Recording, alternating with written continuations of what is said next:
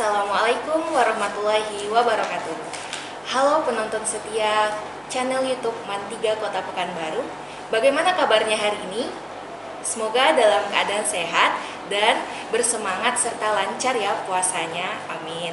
Nah, kali ini kembali lagi bersama saya Anissa Rahmi, mahasiswa program studi pendidikan Bahasa dan Sastra Indonesia, Fakultas Keguruan dan Ilmu Pendidikan Universitas Riau.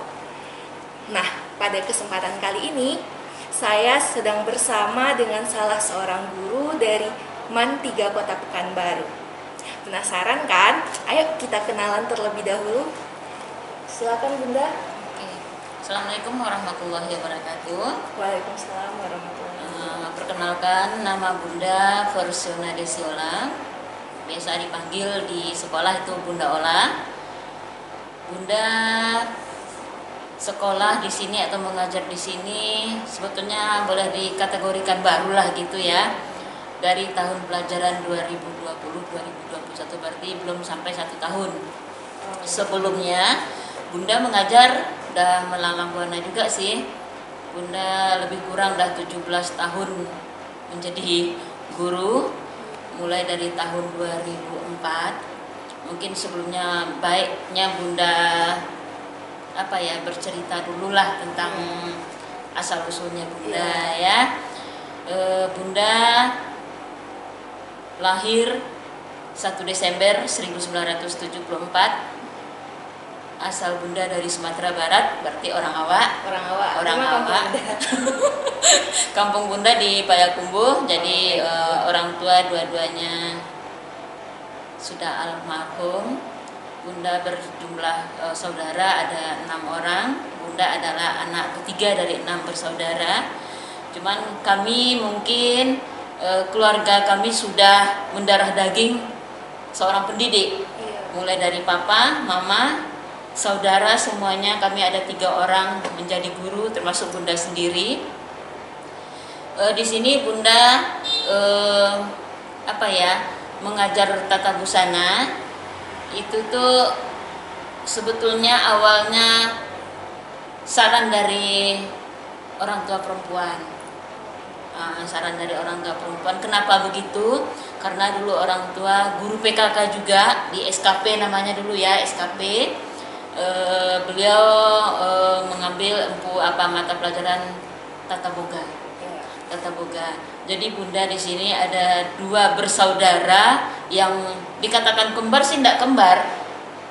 Kakak Bunda cuman usia kami bedanya 1 tahun. Jadi yang kakak mengambil jurusan tata boga, sementara Bunda sendiri mengambil jurusan tata busana. Nah itu. Jadi kegiatan menjahit itu sebetulnya gimana ya? Dari kecil Bunda udah pingin tampil-tampil kayak model gitulah gitu kan. Udah senang dengan modeling. Jadi disarankan sama orang tua bagusnya ambil tata busana. Jadi dengan rasa percaya diri kita ngambil jurusan ini, dari SMP melanjutkan ke SMKK Payakumbuh.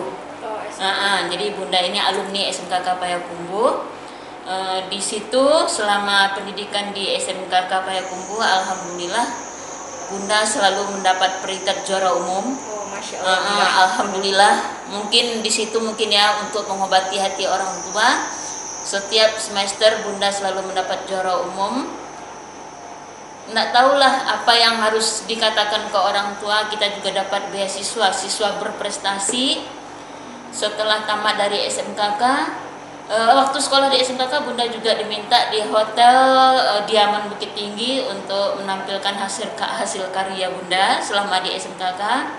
Alhamdulillah tidak sia-sia mungkin saran yang dikasih sama orang tua, karena tidak ada orang tua ini yang memberikan saran ke anaknya untuk menjerumuskan ke hal-hal yang negatif, itu tidak ada. Jadi dengan diawali bismillah, insya Allah semuanya selesai. Jadi dari tamat SMKK Payakumbuh Bunda melanjutkan ke perguruan tinggi.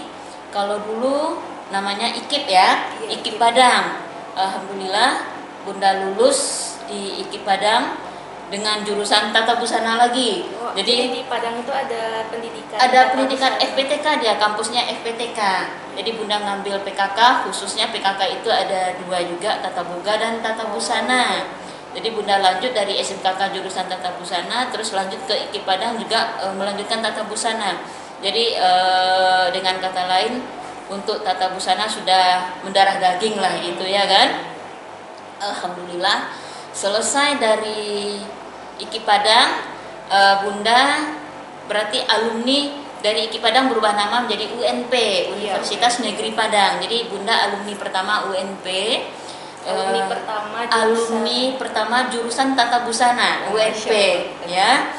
Jadi setelah tamat dari UNP, Bunda istilahnya apa ya, berkiprah lah ya, berkiprah untuk mencari pekerjaan, honor di mana-mana, ikut tes pegawai negeri ya ikut, cuman karena belum rezeki ya masih guru honor, itu pun melanjutkan mengajar di Bukit Tinggi, namanya MAS swasta Bukit Tinggi. Di situ Bunda juga mengajar Tata Busana. Setelah itu pergi merantau ke Pekanbaru dari setelah sekitar tahun 2003 itu Bunda merantau ke Pekanbaru. Bunda juga mengajar di beberapa sekolah sebelum di Mantiga. Mungkin alangkah lebih baiknya Bunda cerita semua ya. Bunda sebelumnya mengajar, yang pertama ada di Simpang Panam, ada SMK Karnida namanya. Di situ Bunda mengajar Tata Busana juga. Dari SMK Karnida Bunda mengajar di SMP dan SD Asofa. Di situ Bunda mengajar seni budaya.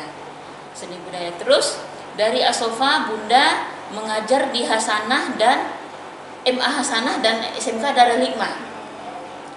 Yang pertama Bunda mengajar Tata Busana dan ada juga mata pelajaran lain yaitu seni budaya. Kenapa gitu? Karena sertifikasi Bunda seni budaya. Jadi karena waktu itu tidak ada sertifikasi untuk Tata Busana, jadi Bunda kan sejalan kan linear dia antara Tata Busana dengan seni budaya, masih sama-sama praktek gitu kan, seni. Jadi dari tahun 2007 sampai 2019 itu Bunda mengajar di MA Hasanah dan SMK Darul Hikmah.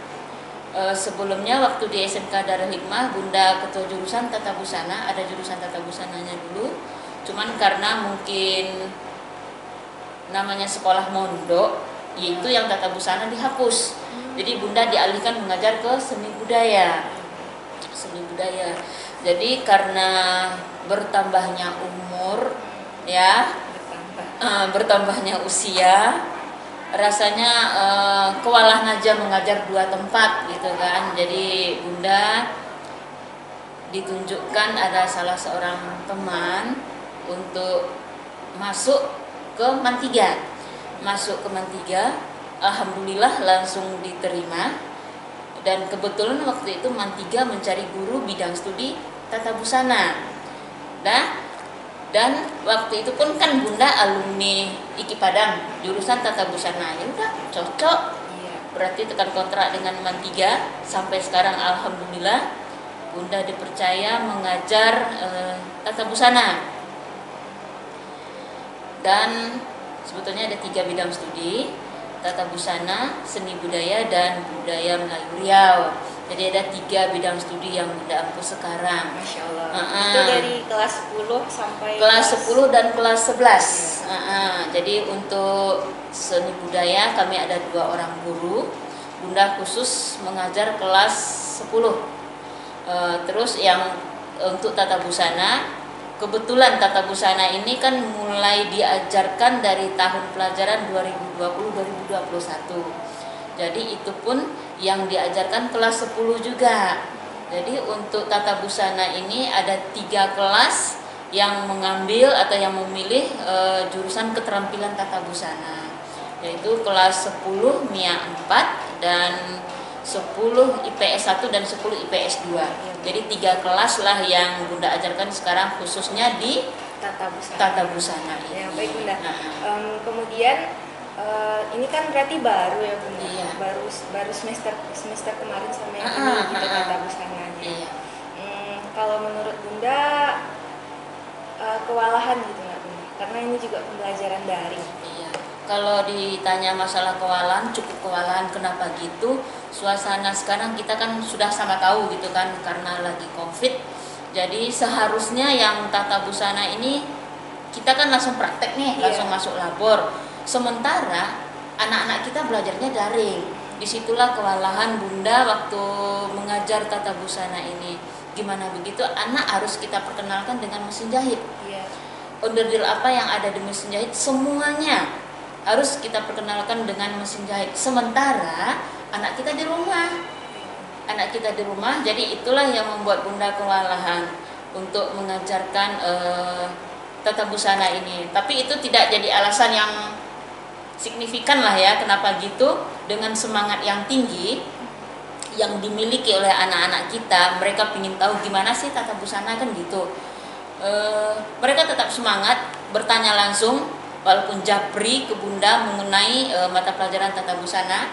Bunda dengan senang hati mengajarkan mereka dengan daring, dengan bantuan alat-alat elektronik yang lain.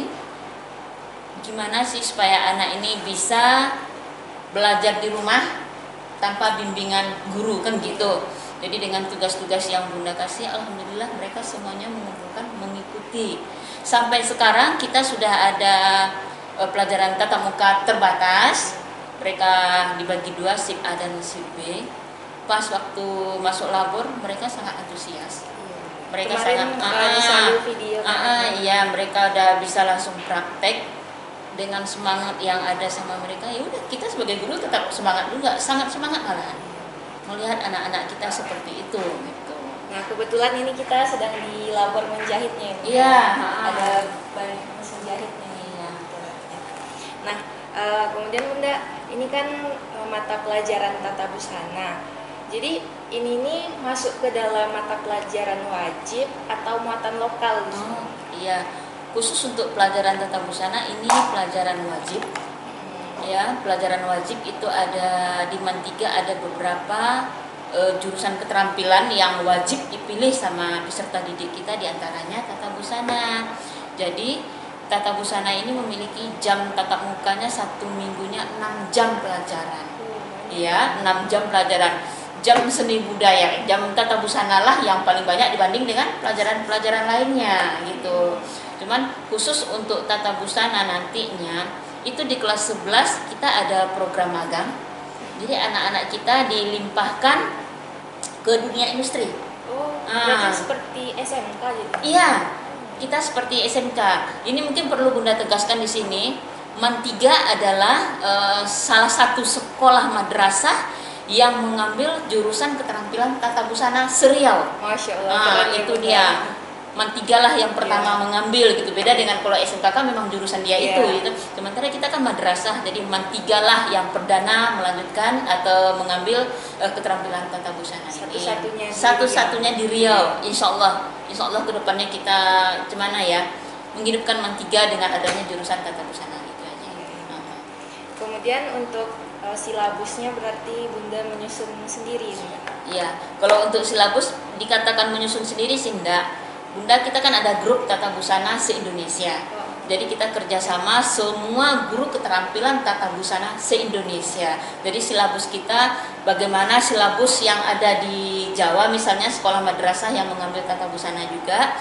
Jadi itu juga silabus yang kita pakai. Jadi kita tidak bisa membuat silabus sendiri. Kan ada MGMP-nya. Jadi kita masuk MGMP seni budaya tata busana se-Indonesia. Nah, Bunda cerita tentang silabus nih. Kalau lihat dari KD-nya itu contohnya salah satu gitu. Oh gitu. Kalau KD dari tata busana ini Bunda awali dengan semester 1 lah ya. Semester 1 berarti itu kan masih awal gitu. Gerbang pertama lah gitu kan. Kita mengambil silabusnya yaitu mengenai piranti jahit. Piranti jahit itu mungkin untuk yang lain masih awam itu apa itu piranti jahit kan gitu. Piranti jahit itu adalah semua alat-alat yang kita gunakan waktu menjahit. Semua termasuk di situ sentimeternya, roll polanya, guntingnya, pendedelnya, semua. Apa saja yang dibutuhkan di dalam menjahit, kegiatan menjahit itulah namanya piranti jahit. Kemudian setelah kita mengenal piranti jahit, nanti anak-anak Bunda suruh belajar cara mengambil ukuran. Cara mengambil ukuran tubuh seseorang yang gunanya nanti untuk pembuatan pola dasar. Pakai meteran. Pakai sentimeter, bukan meteran. Kalau meteran itu biasanya tukang ya kan ya. Kalau kita untuk tata busana itu sentimeter. Jadi anak-anak kita bekali dengan belajar bagaimana cara mengambil ukuran tubuh seseorang yang gunanya nanti untuk pembuatan pola dasar. Jadi setelah mereka menguasai cara membuat pola dasar, itu untuk pecah pola berikutnya mereka udah gampang, mereka sudah menguasai rumus-rumus untuk pembuatan pola tersebut gitu. Berarti siswanya nanti diajarkan emang mulai dari nol istilahnya. Dari nol. Iya, dari membuka mesin jahit bagaimana, cara memasang benang di mesin jahit bagaimana, cara memasang jarum bagaimana, semuanya dari nol. Jadi untuk anak-anak yang baru tamatan SMP masuk ke MAN 3 mengambil keterampilan tata busana, jangan takut nak, jangan takut ya. Kita di sini atau kalian akan Bunda bimbing dari nol. Dari nol, cara memasukkan benang ke dalam jarum aja itu Bunda ajarkan. Cara membuhul benang, setelah kita masukkan ke benang, itu cara membuhul benang yang di bawah itu akan Bunda ajarkan. Makanya jangan takut, jangan cemas, jangan dikira nanti nanti saya disuruh bikin baju, itu bukan sekarang. Kalau sekarang kita kan mulai dari nol, merangkak dari bawah, jadi step by step. Jadi jangan cemas ya nak ya, itu aja. Nah Bunda kemarin kan pada video sebelumnya ya Bunda, itu siswa belum menggunakan mesin jahit. Nah itu karena terkendala pembelajaran daring berarti. Karena seharusnya tadi Bunda bilang pengenalan piranti jahit itu di semester 1. Nah sekarang sudah semester genap, berarti terkendala karena daring atau seperti apa? Iya itu betul juga Ca. Gini, seharusnya di semester 2 ini mereka sudah mulai pandai menggoyang mesin. Goyang mesin dulu lah ya, jangan listrik dulu. Menggoyang mesin, tapi karena kendala COVID, ya kita tidak bisa memaksa. Kenapa gitu? Kita paham. Ada siswa kita di rumah yang tidak mempunyai mesin jahit. Bagaimana mereka mau belajar? Jadi kemarin Bunda suruh mereka praktek itu berawal dari kita jahit tangan dulu. Jahit tangan dengan istilah dalam tata busana itu jelujur. Jelujur ya.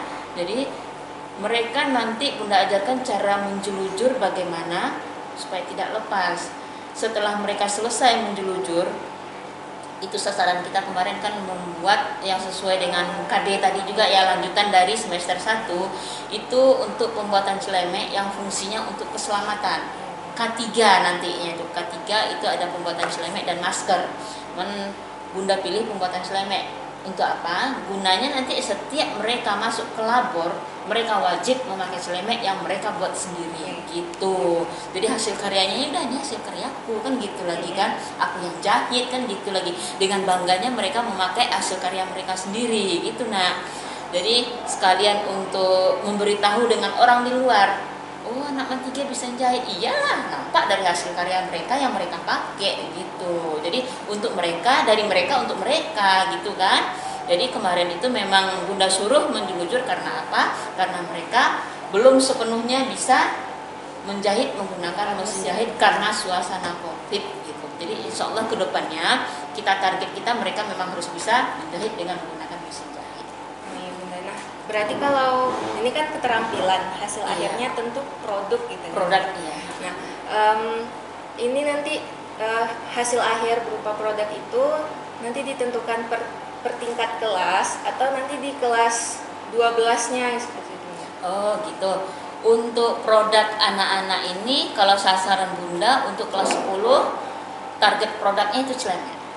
Jadi celemek itu baju labor, baju kerja ya. Kalau ibaratnya kalau kerja di labor kimia itu just labor. Itu dia. Kalau untuk di tata busana masuk labor menjahit ya udah kita pakai celemeknya aja. Kalau seandainya anak-anak ada mahir nanti bisa juga sih kita buat baju labornya bisa. Cuman ini kan dari nol ini. Iya. Mereka bisa buat celemeknya alhamdulillah kan gitu.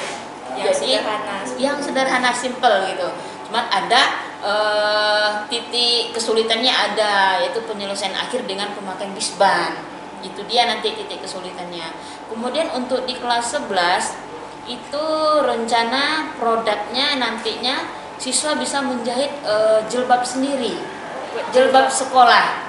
Nah, itu nanti ini rencana Bunda untuk di kelas 11-nya ya. Mereka sudah bisa menjahit jilbab sendiri. Kemudian untuk di kelas 12 mereka harus bisa membuat pakaian sekolah sendiri. Berarti rok sama blusnya. Nah, itu dia. Untuk yang di jilbabnya nanti di kelas 11. Untuk di kelas 12 mereka Bunda suruh membuat rok dan baju sekolah. Cuman di samping itu nanti Bunda akan mengajarkan cara menjahit lenan rumah tangga. Lenan rumah tangga itu gini, seperti spray, alas meja, ya, gorden. Itu nanti akan Bunda ajarkan di kelas 12. Itu sasaran kita. Kemudian Bunda, sisi kelebihannya selain siswa dapat keterampilan seperti itu Bunda. Apakah nanti dari ngerti, segi paham, Bunda. ekonomi atau Iya, gimana? gini. Sebetulnya keunggulan mungkin ya, kelebihan dan keunggulan kita memilih jurusan tata busana kan gitu. Ini pengalaman dulu Bunda ceritakan. Bunda waktu di SMKK dulu sekolah, kelas 2 Bunda sudah mulai mengambil jahitan di luar. Apalagi ini suasana bulan puasa mau lebaran. Kalau dulu orang sistem orang kan banyak jahit baju ya kan, tukang jahit laris itu, banyak uang masuk. Kita kalau namanya uang masuk kan banyak, itu semangat gitu bekerjanya kan. Orang tua pun memberi semangat, jadi tetangga-tetangga pada menjahit baju dengan Bunda, kan dapat duit. Iya. Dengan nampak duit itu kita semangat gitu loh. Jadi Itu di kelas 2 ya Bunda? kelas 2 SMKK Bunda sudah ngambil jahitan. Wih. Kelas 2 SMKK. Jadi cara orang tua memberi semangat, terima aja. Bilang ke Bunda gitu ya, terima aja. Kalau seandainya salah nanti kita ganti. Itulah salah satu motivasi yang diberi orang tua ke Bunda, supaya Bunda itu bisa berani untuk berwira swasta lah ya. Iya. Disitulah kita mulai mengembangkan ilmu yang kita peroleh di bangku sekolah gitu kan. Kelas 2 Bunda sudah berani mengambil jahitan. Itu pun untuk baju kurung. Baju kurung kan gampang jahitnya. Bunda sudah berani, insya Allah. Alhamdulillah. Jadi untuk tahun-tahun berikutnya, karena orang merasa cocok dengan jahitan kita, ya udah langganan, Iya, laris gitu kan, sampai kita berani untuk melangkah ke depannya. Jadi untuk yang tata busana ini, Bunda berharap anak-anak Bunda yang mengambil jurusan tata busana sebetulnya banyak keuntungannya. Kenapa gitu? Dengan ilmu yang dimiliki oleh anak Anda, mereka sebetulnya bisa membuat mereka itu memiliki skill gitu loh. Memiliki keterampilan, memiliki keahlian untuk membuka usaha sendiri. Selain untuk menjahit baju, menjahit pakaian, contoh sekarang menjahit jilbab yang lagi tren. Kita beli satu jilbab harganya di luar hampir ratusan ribu. Sementara kalau kita mempunyai ilmu, itu kita tinggal cuma beli bahan aja. Jahitnya 5 menit selesai satu jilbab. Iya Bunda. Kalau kita bisa, iya kan? Iya. Satu jilbab berapa? Taruhlah 100, beli bahannya cuma 40.000. Berarti kita udah dapat untung 60.000 satu jilbab. Kreasikanlah pembuatan jilbab itu. Banyak kok modelnya sekarang. Berarti kalau dengan keterampilan ini setidaknya untuk diri kita sendiri terlebih dahulu. Iya, Bunda. diri kita sendiri, untuk keluarga, baru nanti untuk pelanggan. ya luar. betul. Ya, contohnya aja gini. Kita tidak akan gadis selamanya ya kan? Iya Bunda. Kita berumah tangga, kita mempunyai anak. Kita dengan anak perempuan kita bisa jahit baju satu setel seragam, Iya. hasil karya kita sendiri. Usahakan kita tampil itu beda dengan orang-orang di luar. Nampak lah kalau kita itu anak busana kan gitu lagi. Penampilan kita, ini maaf Bunda bukan sombong, penampilan kita dengan penampilan kita yang mengerti dengan busana, dengan penampilan orang yang tidak mengerti dengan busana, itu pasti beda. Pasti beda. Itu udah merupakan keunggulan kita belajar tata busana kan gitu lagi. Tatanan rumah kita, tatanan rumah. Ya kan, kalau di mata kuliahnya itu tata geraha, menata rumah. Itu beda dengan Orang yang sudah belajar menata dengan orang yang belum belajar menata itu beda, sangat berbeda. Itu ada keuntungan itu ya kan. Jadi ayo anak-anak sekalian, yuk kita belajar tata busana. Jangan malu dibilang orang tukang jahit gitu ya. Tukang jahit itu istilah lama itu. Sekarang coba lihat penjahit-penjahit terkenal itu. Mereka bisa mendesain, itu desain nanti Bunda ajarkan. Tata busana kita belajar mendesain ya. Juga belajar mendesain. Belajar merancang mode busana. Itu nanti KD4. Nah, setelah kita mempelajari K3 tadi itu keselamatan kerja. Setelah ini Bunda akan mengajarkan anak-anak mendesain mode busana. Kita belajar membuat anatomi tubuh, membuat postur tubuh yang ideal itu seperti apa, terus merancang mode yang lagi tren saat ini apa gitu. Pokoknya enak kalau kita betul-betul mencintai jurusan itu aja. Jadi Ica jadi ikut termotivasi nih Bunda untuk belajar, coba-coba belajar tata busana. Sebetulnya gini, jangankan yang muda-muda ya kan, itu bunda-bunda yang ada di kantor, mereka udah tua-tua, semangat mereka untuk belajar tata busana tinggi. Mereka ingin belajar gimana ya jahit ini Bunda Ola, saya ingin belajar jahit jilbab Bunda Ola, ayo. Jadi udah tua apalagi yang muda-muda kan gitu, masih panjang waktunya, masih banyak kesempatan untuk belajar. Kemudian Bunda selain mengajar nih, Bunda kan ada keterampilan. Berarti di luar sekolah, apakah Bunda ada berwirausaha atau bagaimana? Oh, berbisnis nih. Bisnis. Kalau dulu sih, kalau ada waktu Bunda selalu ngambil jahitan baju-baju seragam sekolah kawan-kawan sesama guru. Tapi karena kesibukan sudah penuh di sekolah, itu Bunda kurangi. Jadi Bunda sekarang menjahit di rumah, ya udah jahit pakaian sendiri aja. Jahit pakaian sendiri, jahit pakaian anak, jahit dengan rumah tangga kita sendiri, udah itu aja. Karena kesibukan di sekolah. Sekolah kan full dari pagi sampai sore setiap hari. Jadi mungkin tidak ada lagi waktu untuk melanjutkan usaha di rumah. Bunda juga 3 mata pelajaran. Di sini Bunda mengajar 3 bidang studi. Yang pertama seni budaya, yang kedua tata busana, dan yang ketiga budaya Melayu Riau tadi. Padat juga, Cak. Iya, Bunda. Nah, Bunda, Ica mau tanya nih tentang harapan Bunda dengan Bunda mengajarkan tata busana ini kepada siswa di Mantiga.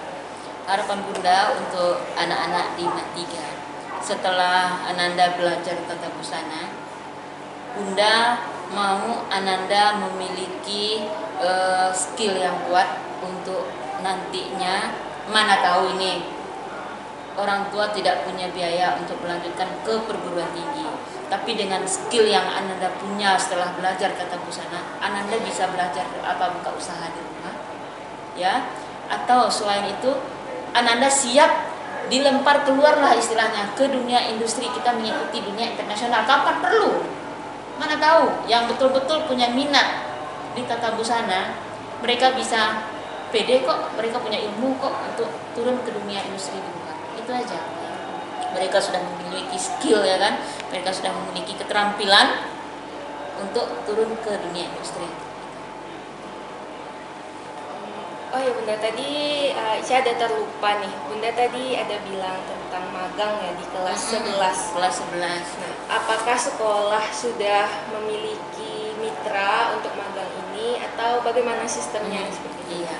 Untuk kelas 11 ini di dalam kurikulum kita nanti ada magang, yaitu mereka turun ke dunia industri. Rencana kami pihak sekolah mau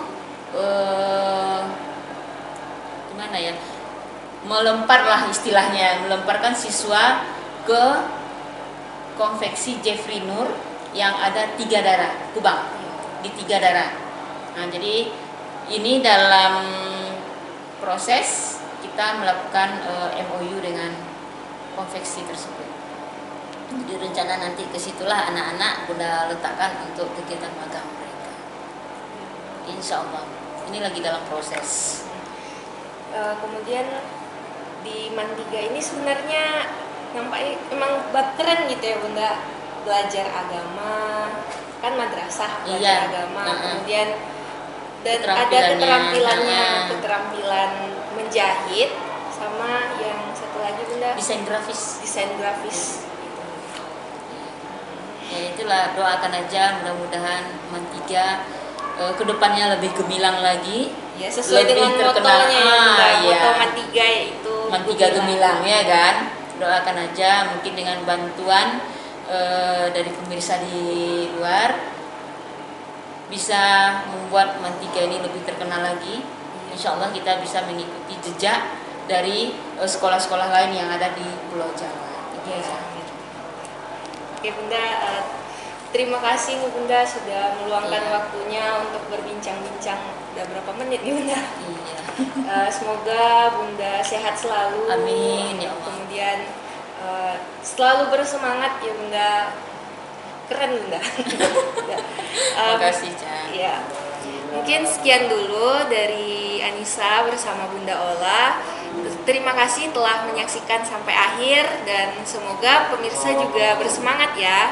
Assalamualaikum warahmatullahi wabarakatuh.